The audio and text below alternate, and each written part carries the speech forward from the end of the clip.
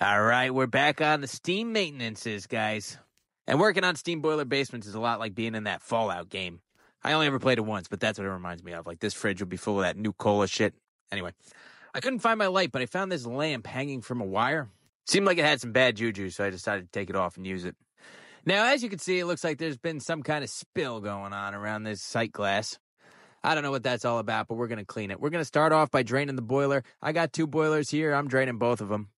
Now, before I cut the power, I'm going to test the low water cutoffs and the auto feeders on both of them. Then I'm going to shut it off. And I'm going to start by taking everything apart. This is what it looks like when installers are not service guys. So anyway, I drained out the Hartford loop and I cleaned it out with some water. It stayed leaking. Be aware, this is a can of worms sometimes. And now we're going to start by taking this pressure troll off here. Relatively simple, 2 wires. It's going to screw off. This is the low water cutoff. I'm just going to pull that butterfly nut there. And I'm a firm believer in the fact that flathead screws should have went out of business a long time ago, but if gingers could wear guinea tees, I guess they could still make flathead screws. Now I'm going to pull this pigtail off of here. Every pigtail in the history of pigtails is clogged. I had a lot of people on my last video saying brass pigtails don't clog. Every pigtail clogs. It's just like every sight glass on a New Yorker boiler is too short.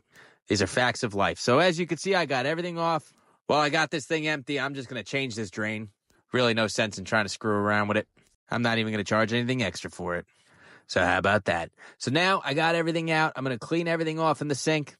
I'm blowing through the pigtails to get everything out of them. I don't touch my mouth to it. Use your fingers. Anyway, everything's clean. I'm going to put back the low water cutoff probes, and we're going to start flushing out the other muddy spots. We're going to clean out where these valves are on the sight glass. We're going to get it really nice and clean. I'm going to cut a new glass because the other one was short. New glass is going to be new washers almost every time. And we're just going to crank those guys on there, just like that. Now we're going to overfill the boiler a little bit. I'm going to fill it up to the top of the glass, shoot it out the top. 8-inch Stilson to put the thing back on. I'm going to fill the water right up into the pigtail.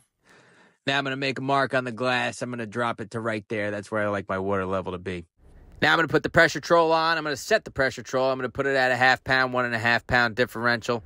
And now I got to find all the thermostats.